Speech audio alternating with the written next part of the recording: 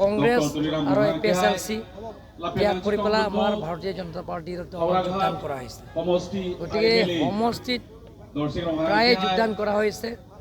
শচীনকান্তা constituency আজিলৈ 7 বাৰ যোগদান কাৰ্যসূচী হৈছে।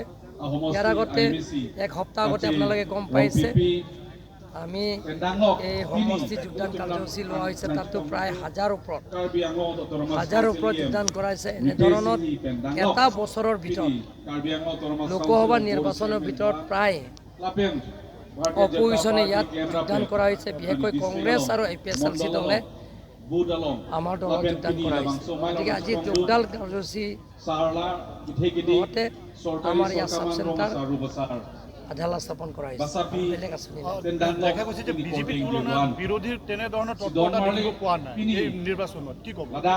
নাজানো, ৰাইজে ওলাই আছে। আপোনালোকে দেখা পাইছে মোৰ ঘৰত, আপোনালোকে যিবিলাকৰ ৰিপৰ্টাৰ মোৰ ঘৰত আহে, ৰাতিপুৱা 3 বাজি 4 বাজিৰ পৰা যোগদান কাৰ্যসূচী কণ্টিনিউ হৈ থাকে ডেইলি। আজি এটা বছৰ হৈছে।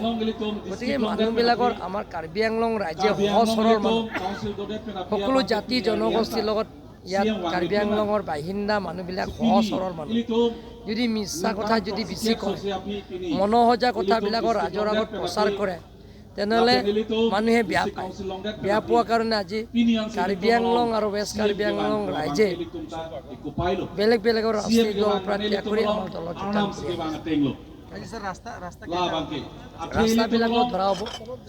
অসম মালা আমি প্ৰপ'জাল দিছোঁ। পাৰখোৱা টু দংহাবলৈকে পাৰকো পাহাৰলৈকে সেই ৰাস্তা, এটাটো 28 কিলোমিটাৰ আৰু এটাটো 26 কিলোমিটাৰ। এই গোটেইখিনি ৰাস্তাত আমি কেন্দ্ৰ চৰকাৰক প্ৰেৰণ কৰা হৈছে নিশ্চিত জৰিয়তে। এটাটো 28 কিলোমিটাৰ আৰু 20 কিলোমিটাৰটো সেইটো আমাৰ অসম মালাৰ জৰিয়তে এইটো আমি ধৰা হৈছে। গতিকে সেই ৰাস্তাবিলাকত আমি এটা বছৰৰ ভিতৰত আমি কামবিলাক আৰম্ভ কৰিব।